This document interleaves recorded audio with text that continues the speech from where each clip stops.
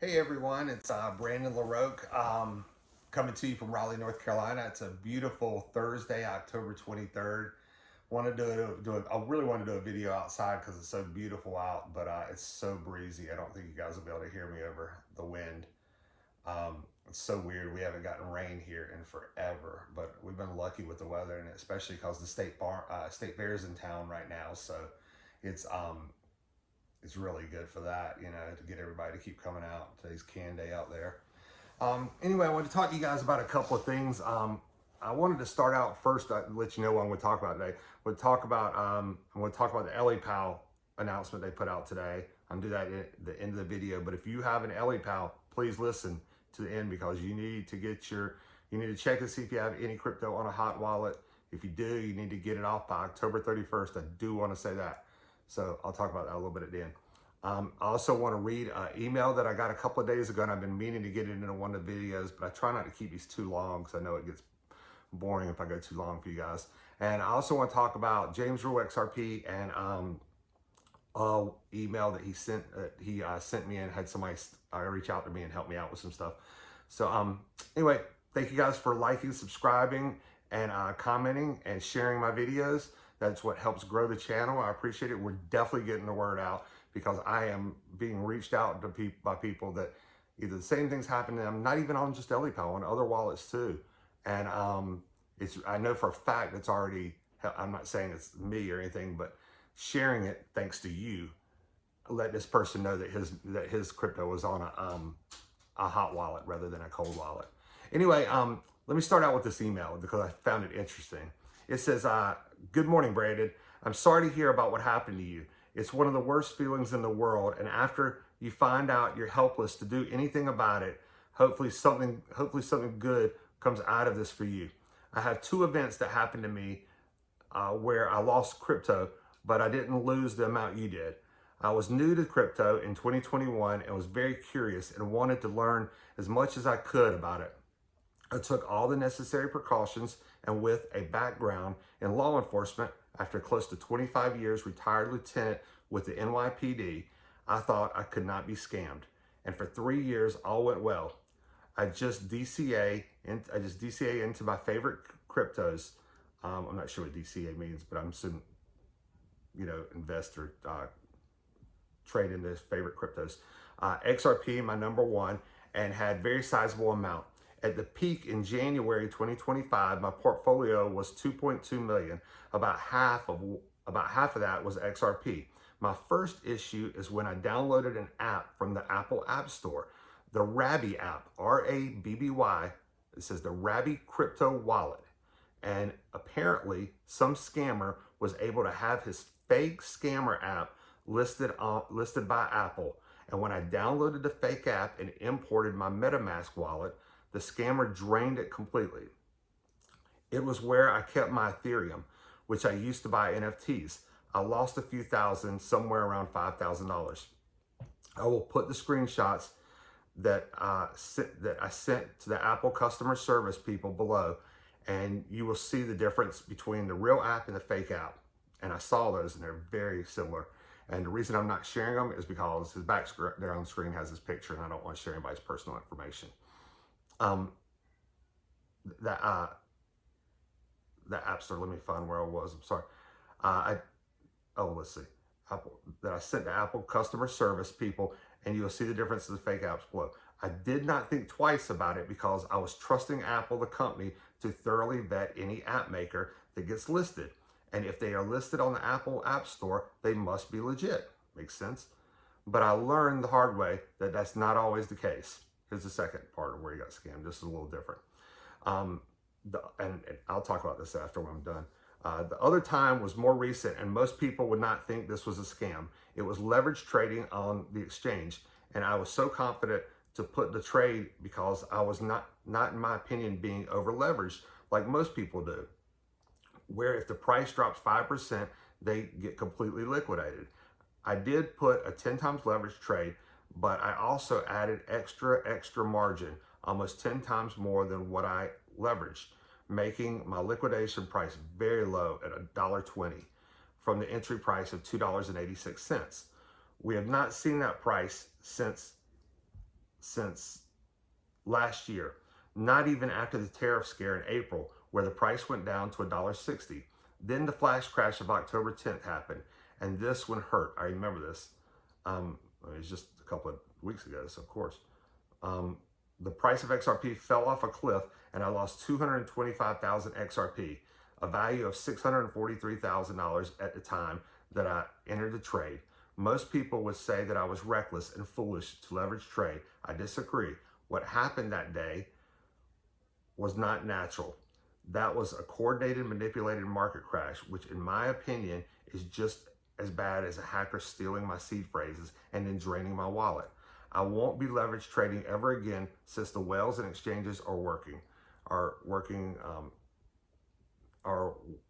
together to steal crypto from retailers any way they can. I lost half of my XRP bag that day, but will be grateful that I didn't put all of it in on that trade and lose it all. And it's okay if you don't agree with me in regards to my loss with leverage trading. But I will say this has motivated me to the point that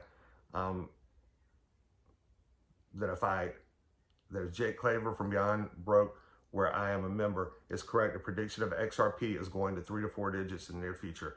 I will have enough money to create my own exchange and all this other stuff. So I'm going to leave it there on that part, but because you get the gist of it. And leverage trading, I do not understand. So let me just tell you that right from the beginning. But I do know what he's talking about the crash. And it's like, if you ever see Bitcoin, you know, you'll see it go for like a week or 2 weeks, sometimes longer, and it'll just be steady, steady, steady. And all of a sudden it'll just shoot down like a rocket, and it'll drop like $6,000 an hour. I mean, that's what happened the other day. I mean, it dropped like, I don't even remember. I think it went from like $16,000 all the way down to, $116,000 all the way down to $102,000 in like an hour or two. And when that happens, a lot of these altcoins are traded off of Bitcoin. Bitcoin's kind of like the base, and the altcoins trade off of it. So when Bitcoin crashes, the altcoins crash. That's why whenever I used to watch the XRP price, if I saw it shot up or go down, I would go look and see what is the Bitcoin price doing. Because the Bitcoin price was doing the same thing, I wasn't worried about XRP. If XRP was doing something on its own individually, like it broke away, then I knew something was going on, like, you know, something good or something bad. So I see what he's saying, because, you know, I heard a term the other day, and somebody was talking about, or a saying, and they were talking about gold and silver. And I think it applies to crypto also. You tell me what you think. They said, you know, gold and silver and crypto go up in a step by step. But when they go down like an elevator. And that's what wipes people out right there. So I just thought that was interesting. I appreciate that guy sending that. If you have any stories, please send them to me also. I'd appreciate it. Now I want to read to you guys another email I got. That James Rule XRP. If you guys don't know who he is, please go like, share, subscribe to him. Please put in the comments. I sent you over there. I don't know the guy. I've been following him for years. I think the reason he reached out and helped me is because I probably resonated with him. I have a feeling he and I might be in the same age. I think we kind of, you know, we both were really into XRP, maybe held kind of the same amount and stuff. I don't really even know. I don't know anything about him, but I do know, you know, he seems like a really genuine good guy. So he sent me and he said, hey, listen, I got these people that are going to reach out to you. You should be getting an email from them, so just check, look, keep your eyes open for it. So it says, so this is the email I got from the person. I'm not going to say their name, and I'm going to tell you why when I'm done. Hi, Brandon. James Rule reached out recently regarding the recent incident. Always hard to see hard-earned money stolen by bad actors. So we wanted to at least shed some light on this for you in case you were working with any investigators. We traced some of your funds linking to a wallet that has a lot of activity, along with being reported on social media platforms as a scam wallet, and he puts the wallet on there. And the funny thing is, I recognize the last 2 digits on this, because when I was tracing my XRP the day that this happened, I recognized this wallet. And because this is where right now I can see 38,000 of my XRP sitting on this wallet right now. Summary of findings. On a chain analysis conducted on Victim, and it tells my wallet, that was pulled from the video, my video, by a QR code, indicates that XRP funds sent to CFBIT, all capital letters, CFBIT, by unsuspected users are ultimately transferred to this address rather than to any legitimate exchange cold wallet. This pattern strongly suggests that the address is controlled by the scammers operating behind CBIT/CBITEX. And it's entitled Domain and Infrastructure Correlations. In addition to the on-chain findings, we have also identified notable overlap between the domain registration cbitx.com and known infrastructure used in prior XRP-related scams, particularly those associated with ongoing YouTube fraud campaigns. If you're ever on YouTube and you see Brad Garlinghouse talking and saying, hey, send, this is what we're going to send your XRP, that's all AI generated. I assume that's what he's talking about. I've never done any of that, but I see them all the time. Domain details, cbitex.com. It was registered on April 20th, 2025. It expires same day next year. Last updated July 22nd.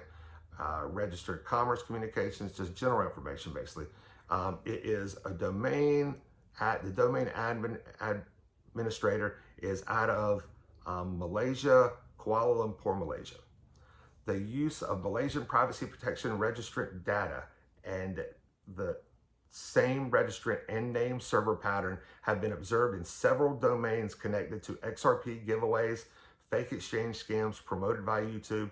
This overlap suggests that the same affiliate actors may be behind CBIT, CFBITEX, and the previous track Bitrex branded XRP scams.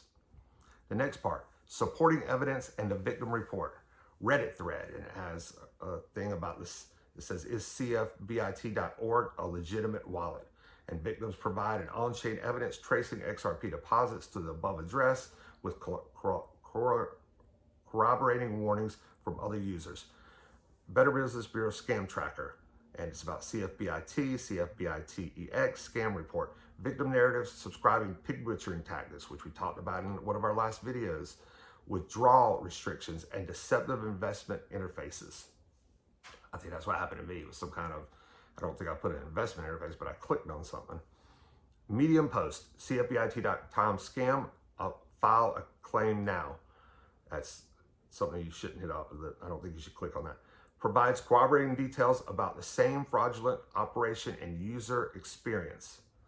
Additional Reddit users report that Famous Vast 8533 and others online similar patterns of deception, including fake profit displays and security deposit reuses. Conclusion, based on the combined on-chain analysis, domain infrastructure overlap, and multiple independent victim accounts, it is highly probable that XRP address, this one that was the 38,000 XRP sit on, is directly controlled by operators of CFBIT/CFBITEX, and the same group or affiliate entities may also be involved in XRP scam campaigns targeting users via YouTube and similar platforms. Please note that we do not perform recovery efforts. Our role is limited to analysis, documentation, intelligence sharing to assist the victims and investigators. Hope this helps you during your recovery. I emailed him back, so he did me a follow-up email. I want to read you that one also. Just give me 1 second while I find it here. So this is kind of the second part. It says, hi, Brandon. You're welcome to share my information, and I share it with the law enforcement also. And it says, one additional data point to note is the bad actor wallet we provided moves their funds into the same Binance account.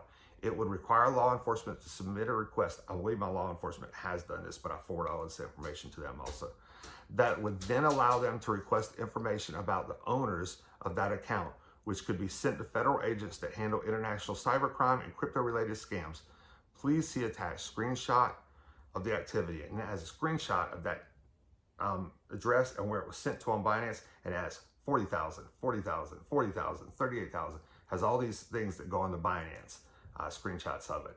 So I don't know if it's still sitting on Binance. I don't know if this is my XRP that's on this actual thing. I don't know if it's mine and everybody else's. I think it is on that one, but I'm not sure. They didn't want me, just to let you know, when I did it, they didn't want me to share their details, and I understand why. I'd love to share the name of the company so they can help other people. but they do not want retaliation against them from these scammers. And I totally understand why. Because when I did the interview the other day with Afani, they're the cybersecurity people that handle phone lines. I'll be talking about them in the future. They told me that this is a big thing. They will, kidnap people. They will hack these people, so I get it. As a matter of fact, that's another big thing I learned on Afani. Do you know that basically these people that are scammers, it's organized crime. It's just organized crime out of Asia. That what they were explaining to me was, organized crime kind of started out with, let's say like drugs, for example. It started out with they were moving drugs across country.